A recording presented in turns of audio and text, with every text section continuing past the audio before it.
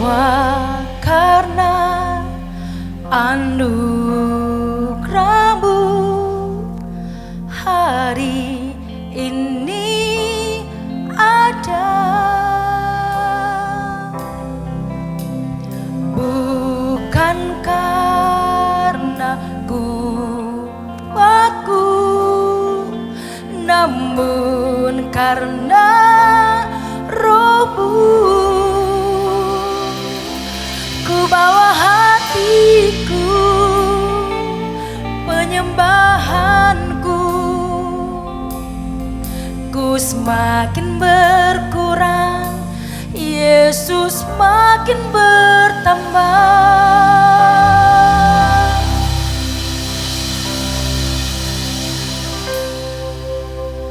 Mengikut Yesus, itulah kesukaan hatiku. Ku lepas semua hakku untuk mengenal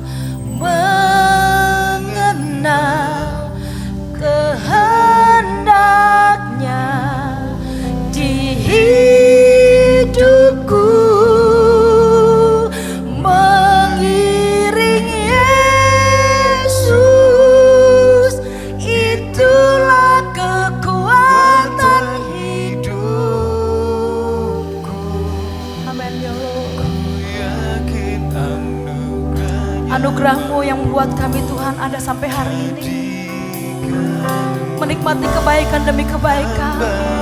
Haleluya. Oh,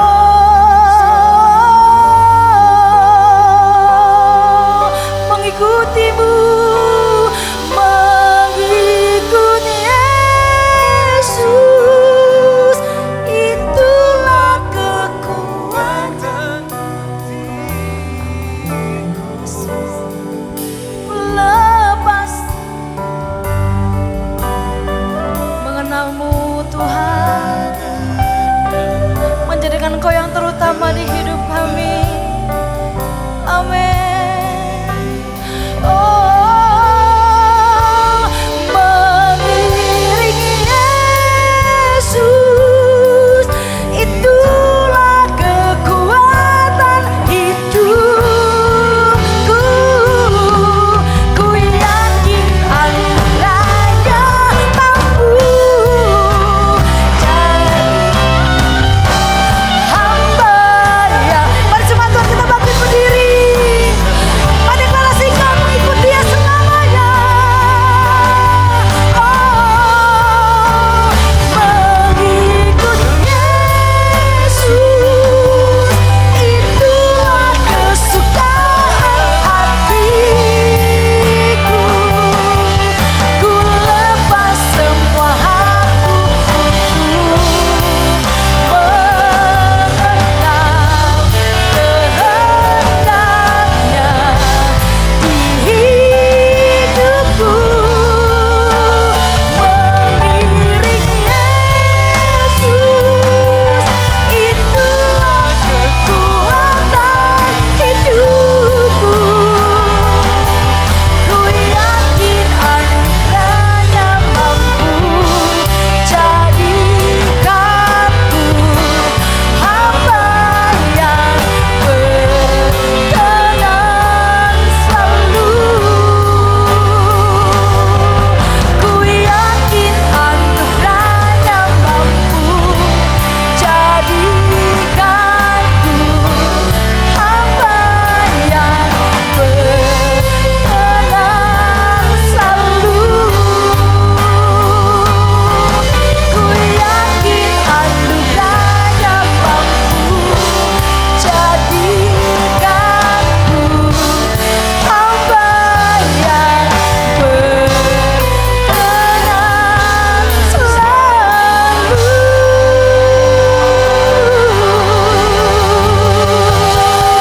Katakan haleluya.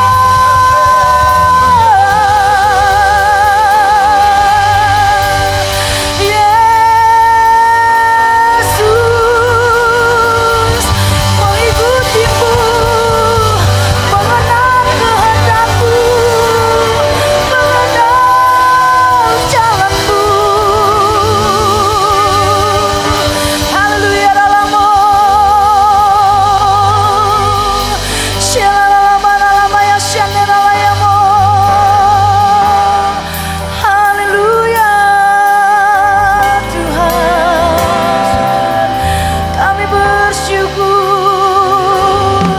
Yesus, terima kasih. Terima kasih Tuhan. Oh, mengikuti Yesus keputusanku. Mengikuti Yesus keputusanku.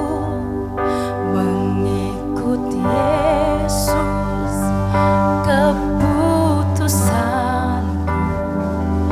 Ku tak ingkar, ku tak ingkar. Mengikuti Yesus keputusan.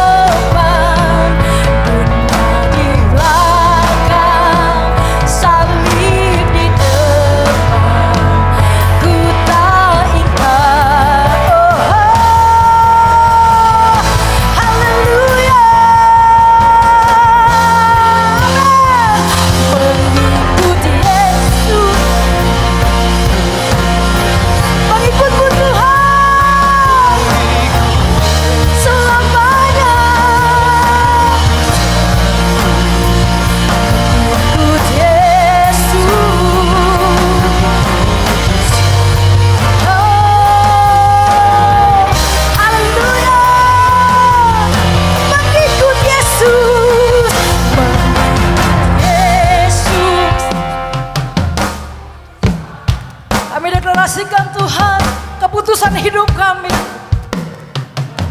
Apapun yang kami alami, kami hadapi, tetap kami katakan Yesus, Kau juru selamat kami Tuhan. Ku tak gentar, oh, mengikuti Yesus, keputusan kami. Sekali Yesus, tetap Yesus. Haleluya. Amin. Ku tak gentar, ku tak gentar menyebut Yesus. Yesus, keputusanku. Mengikut Yesus, keputusanku. Mengikut Yesus, keputusanku. Ku tak ingat, ku tak ingat, ku tak ingat, ku tak ingat. Amin. Ku tak ingat, ku tak ingat. Haleluya. Haleluya. Tidak ada yang dapat menggoyahkan iman kami Tuhan. Keadaan dunia ini, sakit, penyakit, kekurangan, tidak ada yang dapat pisahkan kasih-Mu dari hidup kami. Sekali Yesus, tetap Yesus. Terima kasih Tuhan. Kami bangga punya Allah seperti Engkau Tuhan. Kami kagum punya Engkau Yesus. Kau luar biasa Tuhan. Terima kasih. Kami sadar kami ada sampai hari ini. Semua karena kemurahan Tuhan. Kami bersyukur Tuhan Yesus. Kami bersyukur Tuhan. Kami siap masukkan nama Yesus, sumber kekuatan dan jalan hidup kami selamanya. Terpuji nama-Mu dalam nama Tuhan Yesus Kristus. Sama-sama kita katakan amin. Haleluya. Haleluya. Yesus jawaban dalam hidup kita. Amin. Saat tidak ada jalan, Tuhan buka jalan bagi hidup kita. Waktu kita mengalami sakit penyakit, ada kesembuhan yang Tuhan kerjakan bagi hidup kita. Tepuk tangan buat Allah kita yang luar biasa. Amin.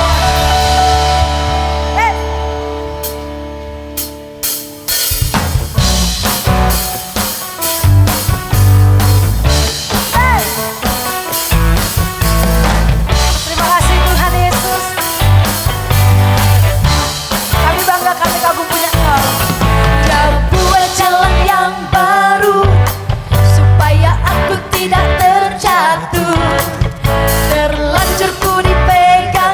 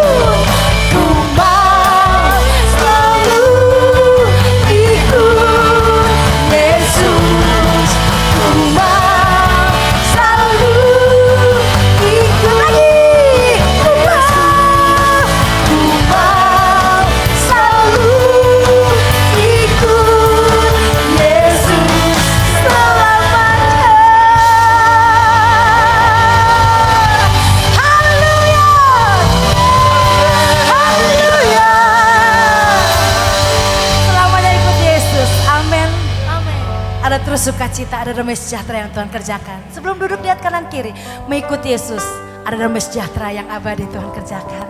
Haleluya. Silakan duduk Bapak Ibu berkati Tuhan.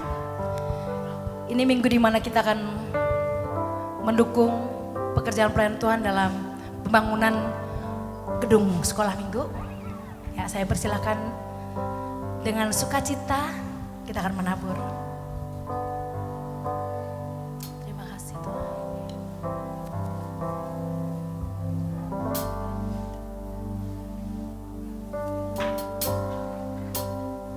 Engkau tahu di hatiku ada sejuta rindu yang selalu bersamamu Yesusku. Izinkan ku menyenangkan hatimu lewat nyanyian hatiku. Izinkanlah ku menyembah walau tak dengan puisi yang indah. Biarkanlah ku menyembah, memberikan hati ini ku berserah dengan penuh kasih sayang. Biarkan Tuhan aku menyembah.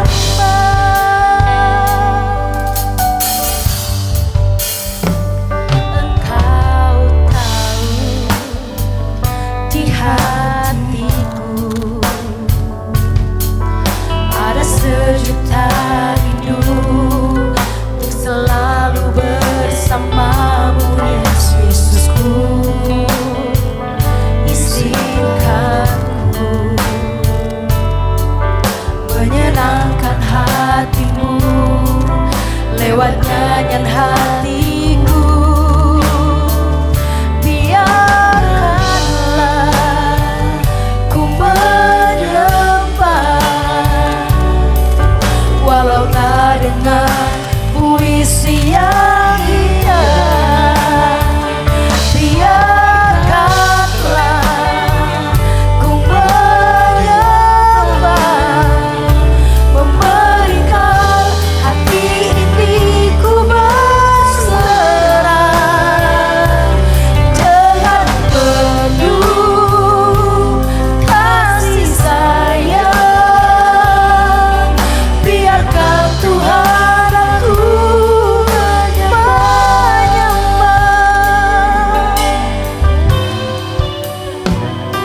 Engkau tahu di hatiku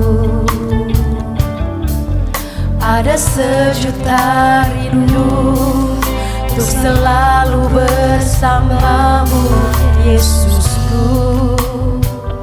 Izinkanku menyenangkan hatimu lewat nyanyian hatiku. Biarkanlah ku menyembah walau tak dengan puisi yang indah. Biarkanlah ku menyembah, memberikan hati ini ku berserah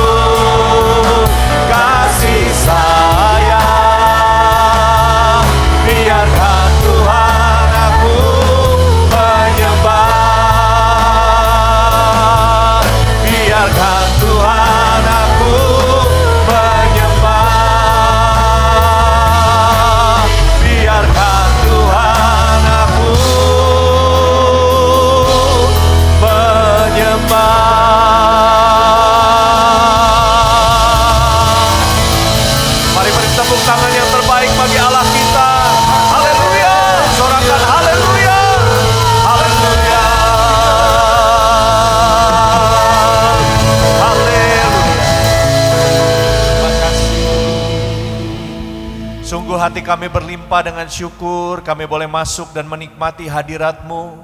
Bukan karena kebaikan kami, tapi karena Tuhan Yesus baik kepada kami. Karena kasih anugerah dan karunia-Mu kepada setiap kami. Terima kasih Allah Roh Kudus, ampuni. Mungkin kami masih bersungut-sungut, mungkin kami masih enggak puas dengan kehidupan kami. Padahal banyaklah yang telah Engkau buat dalam hidup kami. Engkau baik, Engkau baik. Mari Roh Kudus terus penuhi hati kami, agar hati kami boleh tetap mengucap syukur.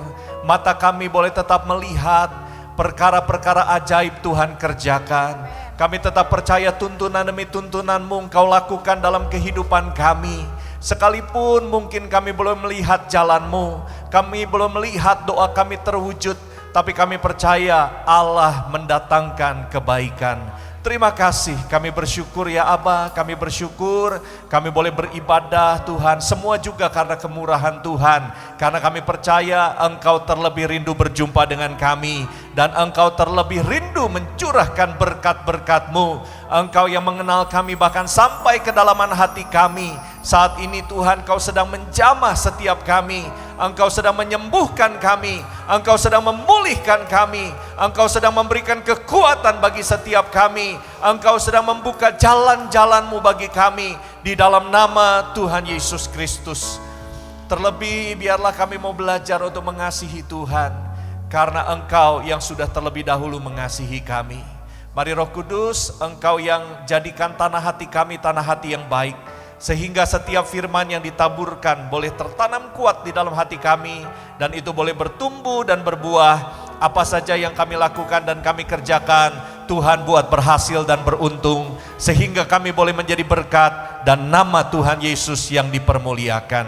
Urapi hamba-Mu ya Aba, Engkau yang melayakan menguduskan hamba-Mu, dan biarlah setiap firman, nilai-nilai, pesan-pesan yang boleh disampaikan semua berasal daripada Engkau sendiri. Dan kami percaya kebenaran-Mu itu yang memerdekakan setiap kami.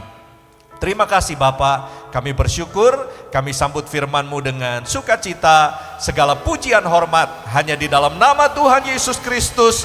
Haleluya. Mari yang percaya dan diberkati Tuhan bersama-sama kita katakan amin, amin, amin. Silakan duduk Bapak Ibu Saudara yang dikasihi Tuhan. Shalom. Salam sejahtera bagi kita semua. Puji Tuhan ya, senang sekali boleh berada bersama dengan Bapak Ibu Saudara kembali beribadah. Saya bulan Januari ya, bulan Januari di sini, sekarang sudah bulan Juni lagi ya. Waktu begitu cepat berlalu, puji Tuhan. Semua merasakan kebaikan Tuhan ya. Terima kasih untuk Bapak Gembala dan juga Ibu dan juga seluruh tim pengembalaan yang kembali memberikan kesempatan untuk saya boleh melayani, untuk saya boleh sharing firman Tuhan, puji Tuhan.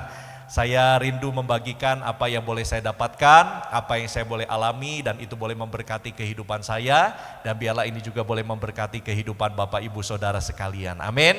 Karena kita sama-sama masih belajar, amin. Yang di depan sini, yang di bawah juga semua kita masih sama-sama belajar. Kita manusia biasa, kita yang terus minta Roh Kudus yang tolong kita supaya semakin hari kita boleh menjadi semakin lebih baik bersama dengan Tuhan, amin. Baik Bapak Ibu Saudara, hari ini izinkan saya untuk menyampaikan sebagian daripada prinsip kebenaran firman Tuhan yang saya beri judul Need His Presence. Memerlukan kehadiran Tuhan di dalam kehidupan setiap kita. Nah, mari kita lihat dalam Yohanes 4 ayat 21 sampai ke 24. Yohanes 4 ayat 21 sampai 24, kisah ketika Tuhan Yesus memberitakan kabar baik kepada perempuan Samaria yang ada sedang mengambil air di sumur. Nah, lalu mereka berbincang-bincang, mereka bercakap-cakap, dan kemudian inilah yang disampaikan oleh Tuhan Yesus dalam Yohanes 4 ayat 21 sampai 24. Kata Yesus kepadanya, "Percayalah kepadaku, hai perempuan, saatnya akan tiba bahwa kamu akan menyembah Bapa, bukan di gunung ini dan bukan juga di Yerusalem." Nah, Bapak Ibu Saudara, pada masa itu orang-orang Samaria adalah orang-orang yang terbuang, orang-orang yang tersisihkan, orang-orang yang tersingkirkan, sehingga mereka tidak diterima untuk beribadah di Yerusalem. Jadi mereka harus beribadah di lokasi, di tempat di mana mereka tinggal, pemukiman-pemukiman mereka yang ada di Samaria dan kebanyakan ada di gunung-gunung. Jadi mereka beribadah di sana. Nah, tetapi Tuhan Yesus katakan, satu saat kalian tidak akan lagi beribadah atau kalian tidak akan lagi menyembah Bapa di gunung atau juga bahkan di Yerusalem. Kamu menyembah apa yang tidak kamu kenal, kami menyembah apa yang kami kenal. Sebab keselamatan datang dari bangsa Yahudi, yaitu Tuhan Yesus. Nah, Bapak Ibu Saudara, biarlah kita merenungkan ya, apakah selama ini kita menyembah hanya karena kebiasaan, kita menyembah hanya karena liturgi, kita menyembah hanya karena tradisi, tapi apakah semakin hari kita boleh semakin mengenal pribadi Tuhan dalam hidup kita? Itu yang paling penting. Amin. Kita boleh semakin intim dengan Tuhan. Maka itu dikatakan, biarlah semakin hari kita boleh menyembah pribadi yang kita kenal, bukan pribadi yang tidak kita kenal, bukan pribadi yang apa kata orang, bukan pribadi apa yang kata pendeta, tapi kita rindu semua bahwa kita mengalami sungguh-sungguh setiap kali ibadah perjumpaan dengan Tuhan. Amin. Perjumpaan dengan Tuhan sendiri yang menjamah hati kita, menjamah hidup kita. Semakin hari kita boleh semakin rindu untuk dekat dengan Tuhan, berharap kepada Tuhan, dan kita boleh melihat tuntunan dan penyertaan Tuhan dalam hidup ini. Amin. Nah, lalu dikatakan, tetapi saatnya akan datang dan sudah tiba sekarang bahwa penyembah-penyembah benar akan menyembah Bapa dalam roh dan kebenaran, sebab Bapa menghendaki penyembah-penyembah demikian. Allah itu roh, dan barang siapa menyembah Dia harus menyembahnya dalam roh dan kebenaran. Amin. Bapak Ibu Saudara, saya percaya wadah gereja itu penting. Bapak Ibu Saudara harus beribadah, harus tertanam di dalam gereja lokal. Amin. Kenapa? Karena setiap kita itu harus bertumbuh menjadi dewasa di dalam kerohanian kita. Nah, seseorang yang ingin terus bertumbuh menjadi dewasa, dia harus mendapatkan masukan-masukan yang mendukung dia untuk semakin hari semakin bertumbuh menjadi pribadi yang besar, menjadi pribadi yang dewasa. Amin. Nah, demikian juga dalam kehidupan kita, kalau kita mau semakin mengenal Tuhan, kita boleh semakin mengerti firman Tuhan, kita boleh semakin belajar untuk hidup sesuai dengan apa yang menjadi kehendak Tuhan, maka semuanya itu kita belajar di dalam wadah gereja. Amin. Sehingga di dalam gereja kita bisa menangkap, kita bisa mengerti, dan kita rindu untuk melakukannya. Nah, melakukannya itu di mana Bapak Ibu Saudara? Di mana? Di setiap saat di dalam kehidupan kita. Amin.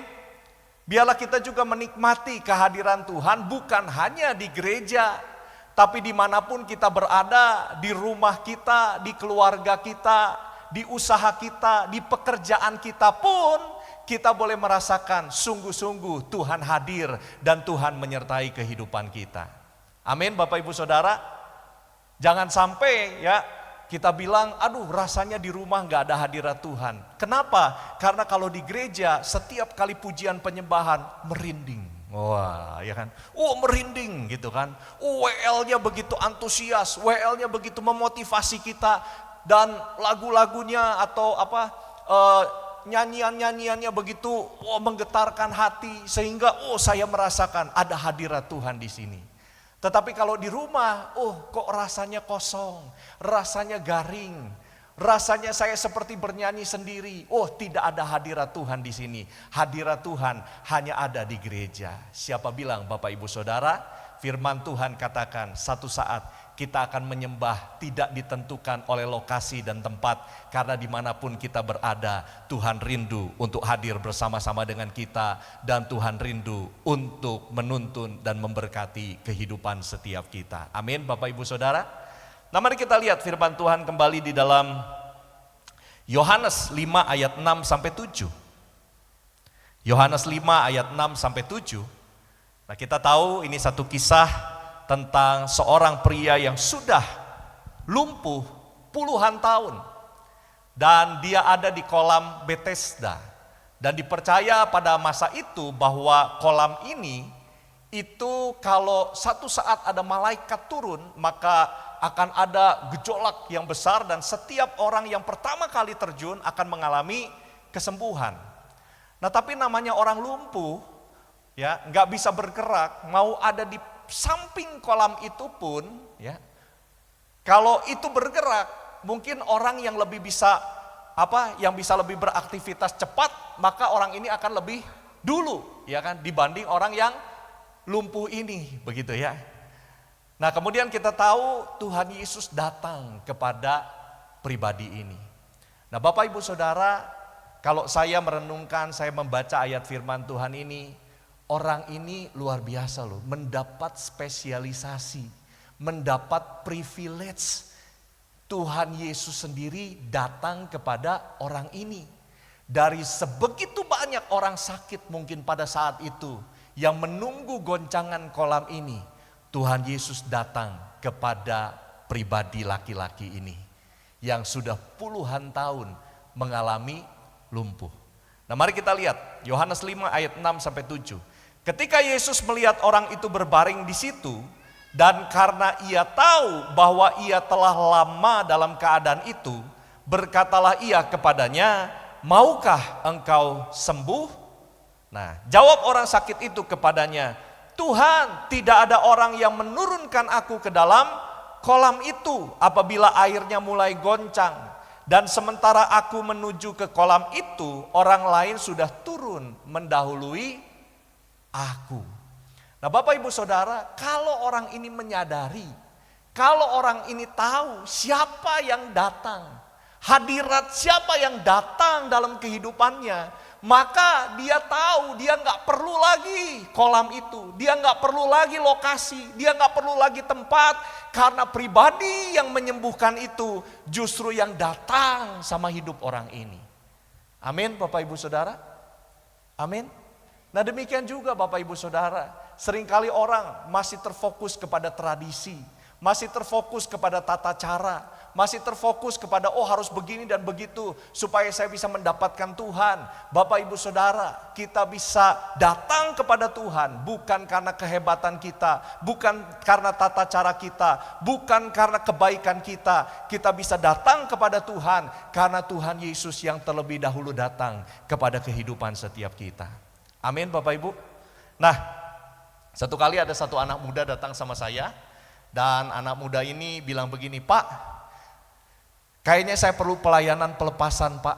Ada nggak ibadah pelayanan pelepasan? Kalau dulu kan ada ya, Pak. Nah, kalau sekarang bagaimana, Pak? Saya butuh ibadah pelepasan karena rasanya ada kutuk dalam hidup saya," katanya.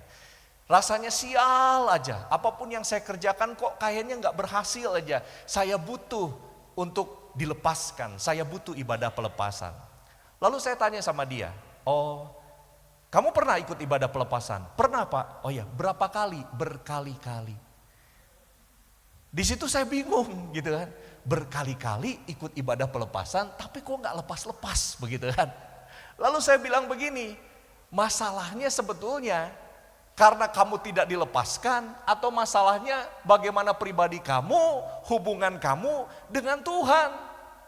Lalu saya tanya, "Suka baca Alkitab nggak?" "Iya, ya kadang-kadang, Pak." Nah, itu baca Alkitab aja dulu begitu kan. Itu aja nggak pernah dilakukan. Nah, seringkali orang kan maunya begitu, doa langsung lepas, doa langsung dapatkan apa yang dia inginkan, doa langsung dia mau dapatkan apa yang dia harapkan. Kalau dia nggak dapat, kayaknya Tuhan nggak ada bersama-sama dengan saya, Tuhan nggak beserta dengan saya, Tuhan nggak adil, Tuhan lebih mengasihi dia daripada saya.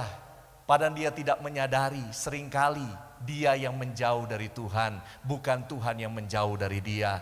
Tuhan mau mendekat, tapi seringkali dia yang tidak mau mendekat. Karena apa? Fokus dia hanya kepada dia maunya cepat. Yang penting saya datang ke gereja, pokoknya 1 minggu 1 kali, saya doa, saya harus dapatkan apa yang saya mau. Saya harus dapatkan apa yang saya minta, ya kan? Saya percaya, asal saya ditumpang tangan, begitu ya. Ditumpang tangan, waktu itu saya pernah cerita ya. Kenapa ada orang yang datang, ditumpang tangan, diurapi, tapi kok hidupnya nggak berubah? Karena kembali lagi, motivasinya apa sih ditumpang tangan, diurapi? Motivasinya apa? Wah, kalau saya diurapi, maka hutang saya lunas. Wah, begitu ya. Oh, saya mengalami terobosan. Padahal seharusnya waktu kita diurapi, kita minta Tuhan, biarlah saya boleh semakin menyadari Tuhan dekat dengan saya. Dan saya mau lebih lagi intim dengan Tuhan. Dan saya mau lebih lagi melakukan kehendak Tuhan. Harusnya seperti itu ya, betul Bapak Ibu Saudara? Amin. Nah, jadi seringkali orang tanpa sadar terpatok bahwa hadirat Tuhan harus seperti ini dan seperti itu. Harus begini dan begitu. Bapak Ibu Saudara, Tuhan terlebih rindu untuk berjumpa dengan kita. Tuhan terlebih rindu untuk hadir dalam kehidupan kita.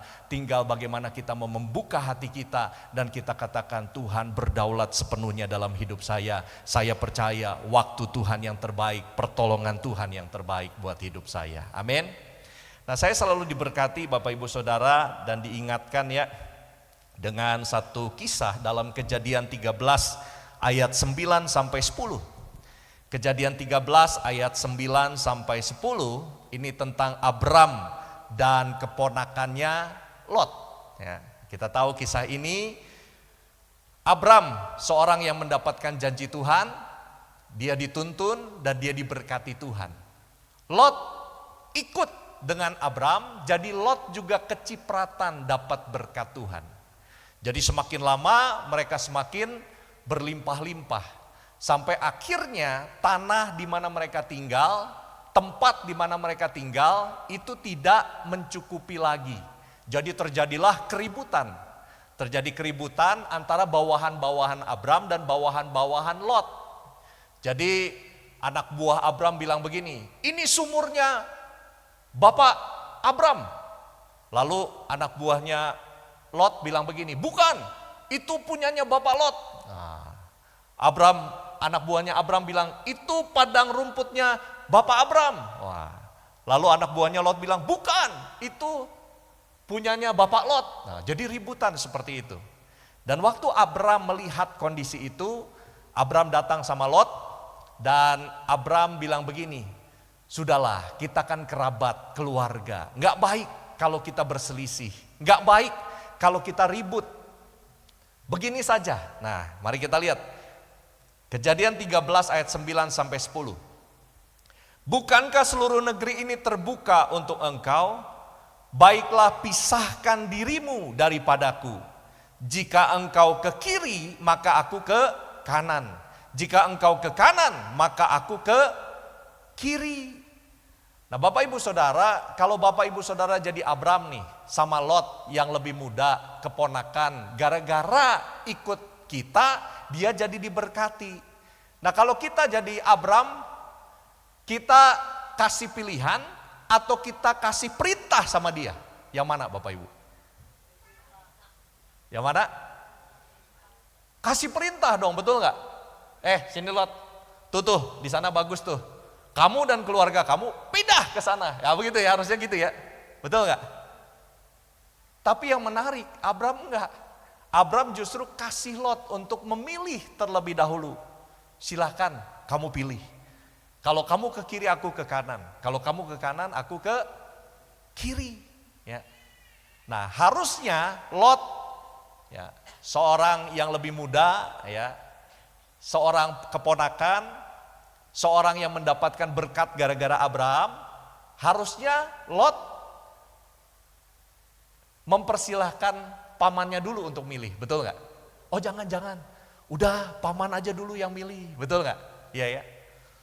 Tapi kita lihat, lalu Lot melayangkan pandangnya dan dilihatnya lah bahwa seluruh lembah Yordan banyak airnya, seperti taman Tuhan, seperti tanah Mesir sampai ke Zoar. Hal itu terjadi sebelum Tuhan memusnahkan Sodom dan Gomora.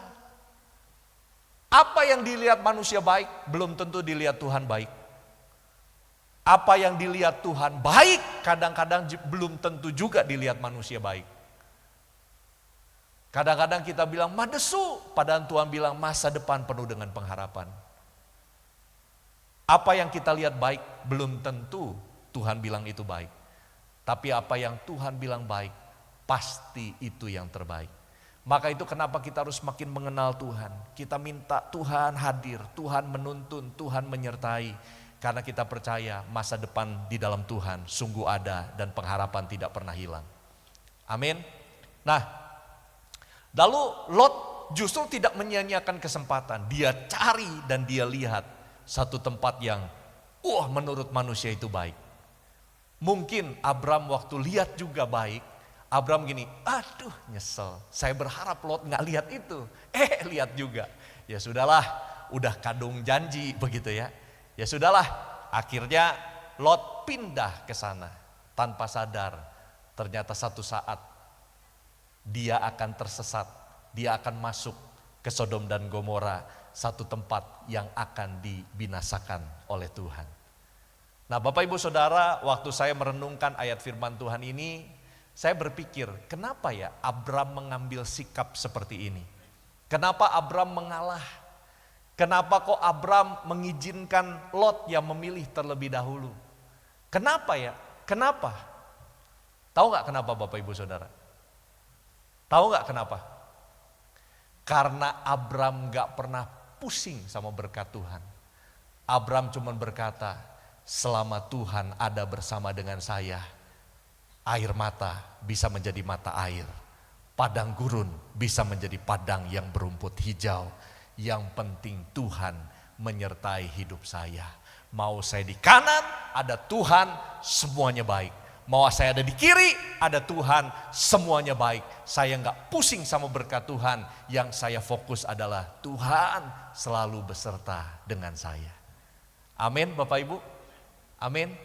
Nah itulah yang dimiliki, sikap yang dimiliki oleh Abram. Biarlah itu juga dimiliki oleh setiap kita. Satu kerinduan kita, Tuhan saya mau semakin hari saya boleh semakin dekat dengan Tuhan. Saya semakin menyadari penyertaan Tuhan dalam hidup saya. Nah saya baru mendapat satu kesaksian Bapak Ibu Saudara. Jadi ada seorang pengusaha, dia banyak berjalan atau bergerak dalam bidang pembangunan. Nah satu kali dia dapat penawaran untuk satu proyek yang sangat besar ya, dari satu perusahaan yang sangat besar, dan dia mendapatkan salah satu yang mendapatkan penawaran untuk pembangunan. Nah kemudian diselektif dan kemudian dia masuk 10 besar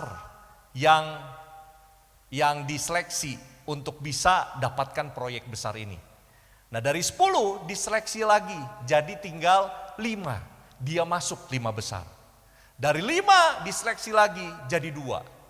Dia 2 besar. Nah Bapak Ibu Saudara, kalau sudah 2, kemungkinan besar dapat gak? Dapat gak? Nah dia langsung datang sama satu orang. Dia minta, tolong doakan saya. Dan kemudian orang ini tumpang tangan dan orang ini langsung bilang begini, ini saatnya waktu Tuhan. Kamu akan dapatkan proyek ini. Ini dari Tuhan, ini berkat Tuhan. Dan dinubuatkan orang ini. Wah luar biasa. Dalam nama Yesus, amin. Wah pergi dia. Dapat gak Bapak Ibu Saudara proyeknya? Dapat gak? Gak dapat. Gak dapat. Maka itu jangan ngandelin orang, andelin Tuhan. Amin. Jangan mudah ngomong kata Tuhan. Kalau Tuhan gak ngomong, bahaya Bapak Ibu. Dosa. Jangan ngandelin. Ya, banyak orang kan cari. Wah. Nah Bapak Ibu Saudara perlu mengerti. Nabi pada masa lalu, itu adalah orang-orang yang dipakai oleh Tuhan. Ya, atau dipakai sesuai dengan apa yang orang itu mau. Ya. Jadi pada nabi pada masa itu adalah orang-orang yang pertama menyuarakan kebenaran, yang kedua asal raja senang. Nah itu. Ya. Dan biasanya kalau yang menyuarakan kebenaran memang ada konsekuensinya. Konsekuensinya apa? Ditangkap, ya kan? Dipenjara, dianiaya. Karena apa? Karena raja nggak suka kebenaran yang disampaikan oleh nabi itu. Tapi asal raja senang, nah ini yang raja suka. Nabi-nabi ini aman, tapi itu bukan suara Tuhan. Itu suara asal raja senang. Nah sama Bapak Ibu Saudara, kadang-kadang kita, nah itu kembali lagi, jangan wah kita kejar, oh ini nih Nabi ini, wah tolong Tuhan bicara apa, tolong Tuhan mau saya apa. Jangan ngandalkan manusia, cari sendiri suara Tuhan lewat hubungan persekutuan kita dengan Tuhan, lewat hadirat Tuhan yang ada di tempat-tempat di mana kita berada. Amin, amin. Nah dia nggak dapat proyek ini dan dia kecewa. Oh kenapa saya nggak dapat proyek ini? Dan kemudian apa yang terjadi? Kita tahu sempat perang Amerika Iran, ya kan? Perang dan akhirnya dolar naik, betul ya? Dolar naik dan otomatis bahan bangunan juga jadi naik, ya bahan bangunan naik. Nah orang yang dapat proyek ini pusing. Kenapa? Karena sudah taken kontrak dengan biaya itu, mau nggak mau dia harus ngadepin biaya yang naik.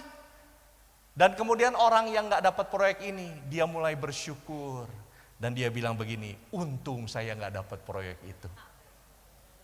Kalau enggak, saya pusing. Mungkin saya harus nalangin begitu ya, nggak tahu bisa dibayar apa nggak bisa dibayar begitu ya. Untung saya nggak dapat. Nah itulah manusia Bapak Ibu Saudara. Ya, kalau diberkati Tuhan baik. Kalau belum diberkati, mana Tuhan? Begitu ya. Kalau kita lihat orang diberkati, kenapa bukan saya Tuhan? Tapi kalau orang kena masalah, untung bukan saya Tuhan, kan gitu ya. Itu manusia, semua manusia seperti itu Bapak Ibu Saudara. Nah maka itu kembali lagi kita percaya, kalau penyertaan Tuhan ada dalam hidup kita, apapun yang kita alami, kita percaya Tuhan pasti mendatangkan kebaikan. Amin. Belum dapat atau sudah dapat, Tuhan mendatangkan kebaikan. Belum diberkati, sudah diberkati, Tuhan mendatangkan kebaikan. Amin. Belum dijawab doanya, sudah dijawab doanya, Tuhan tetap baik karena Tuhan pasti mendatangkan kebaikan. Amin Bapak Ibu Saudara. Maka itu kembali lagi kita perlu kehadiran Tuhan.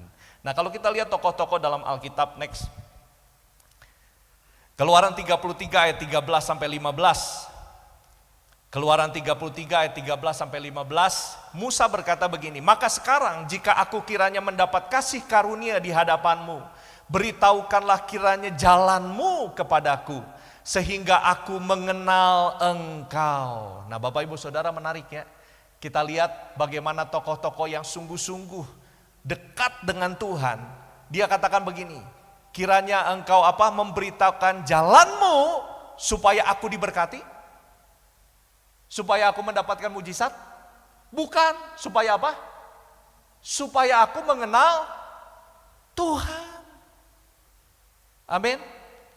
Seringkali kita datang sama Tuhan, Tuhan kasih tahu jalannya supaya saya diberkati, supaya saya mendapatkan terobosan. Tapi kita lihat orang-orang yang sungguh-sungguh berharap pada hadirat Tuhan, justru pengenalan Tuhan itu yang paling utama dalam hidupnya. Nah, supaya aku tetap mendapat kasih karunia di hadapanmu, ingatlah bahwa bangsa ini umatmu. Lalu ia berfirman, aku sendiri hendak membimbing engkau dan memberikan ketentraman kepadamu. Berkatalah Musa kepadanya, jika engkau sendiri tidak membimbing kami, janganlah suruh kami berangkat dari sini.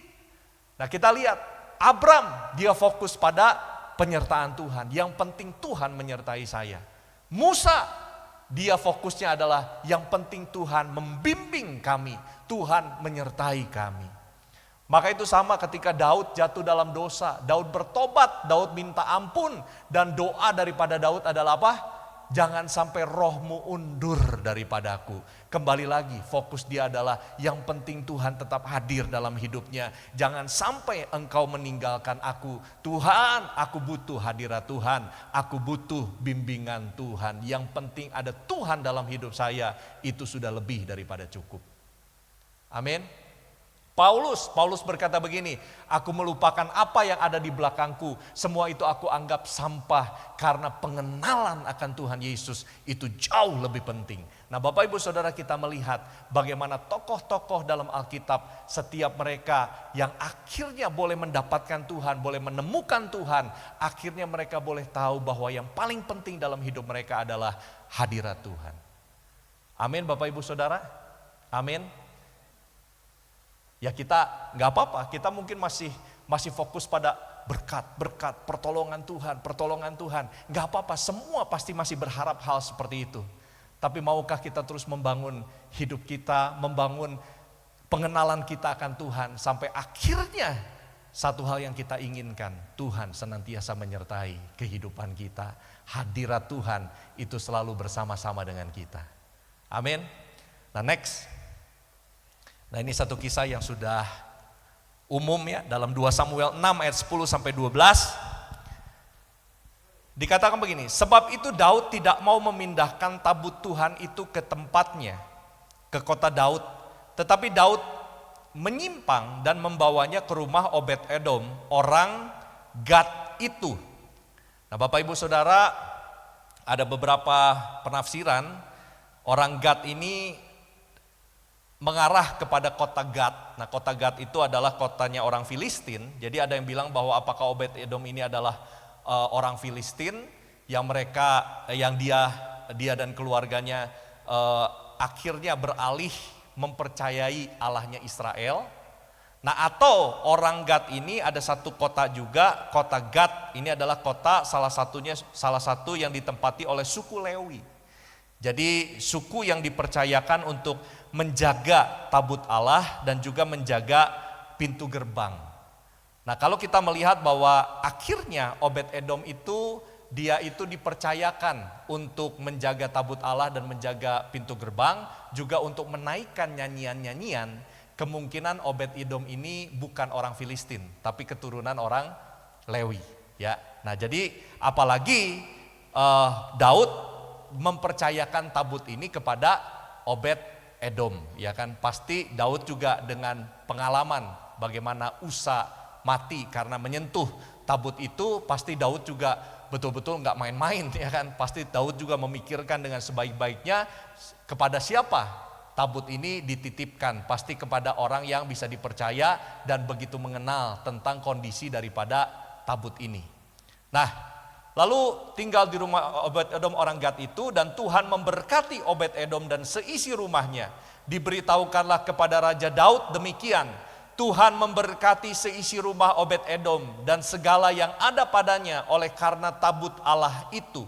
Lalu Daud pergi mengangkut tabut Allah itu dari rumah Obed-Edom ke kota Daud dengan sukacita. Dikatakan 3 bulan. Tabut ini pada masa itu berbicara tentang kehadiran Tuhan, maka Obed-Edom dan keluarganya diberkati Tuhan. Nah Bapak Ibu Saudara, waktu Obed-Edom dititipkan tabut ini, bagaimana perasaan Obed-Edom? Karena dia tahu sebelumnya karena Usa menyentuh tabut ini, maka Usa mati, ya kan? Nah sekarang tabut ini ditaruh di rumah Obed-Edom. Waduh, Obed-Edom pasti, ayo kita hati-hati, hormati tabut Tuhan. Dan dia mulai naikkan nyanyian-nyanyian. Ayo kita beresin kalau ada hal-hal yang gak berkenan di hadapan Tuhan, supaya kita gak tertimpa seperti apa yang menimpa Usa. Dan ketika dia menghormati dan memperlakukan tabut atau hadirat Tuhan dengan baik di rumahnya, maka apa yang terjadi? Obed-Edom dan keluarganya diberkati Tuhan. Jadi Bapak Ibu Saudara, hadirat Tuhan bukan hanya ada di gereja. Hadirat Tuhan ada di manapun Bapak Ibu Saudara berada. Karena apa? Mari kita lihat ayat terakhir. 1 Korintus 6 ayat 19 sampai 20. 1 Korintus 6 ayat 19 sampai 20. Atau tidak tahukah kamu bahwa tubuhmu adalah bait Roh Kudus yang diam di dalam kamu, Roh Kudus yang kamu peroleh dari Allah, dan bahwa kamu bukan milik kamu sendiri, sebab kamu telah dibeli dan harganya telah lunas dibayar. Karena itu muliakanlah Allah dengan tubuhmu. Amin Bapak Ibu Saudara, kita bukan milik kita lagi, tapi milik Tuhan. Ada roh Allah dalam hidup kita. Roh Allah adalah pribadi Allah sendiri. Berarti dimanapun kita berada, kemanapun kita pergi, apapun yang kita lakukan, ada hadirat Tuhan bersama-sama dengan kita. Amin. Dimanapun kita berada, kita bisa memuji dan menyembah Tuhan. Dimanapun kita berada, kita bisa bersekutu dengan Tuhan. Dimanapun kita berada, kita bisa merasakan keintiman dengan Tuhan. Dimanapun kita berada, Tuhan mau menyertai kehidupan setiap kita. Asalkan kita mau terus membuka hati kita. Tuhan, saya mau semakin hari saya boleh semakin mengenal Tuhan. Saya boleh semakin dekat dengan Tuhan. Dan saya mau terus mengalami Tuhan hidup dan bersama-sama dengan saya. Amin Bapak Ibu Saudara. Biarlah satu kerinduan kita ya.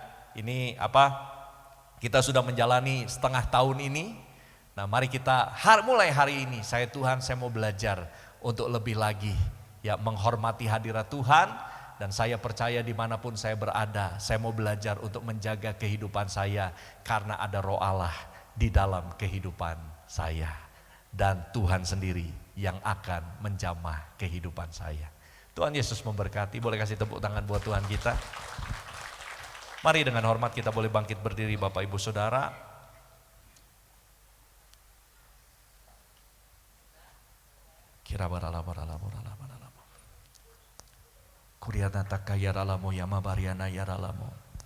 How I need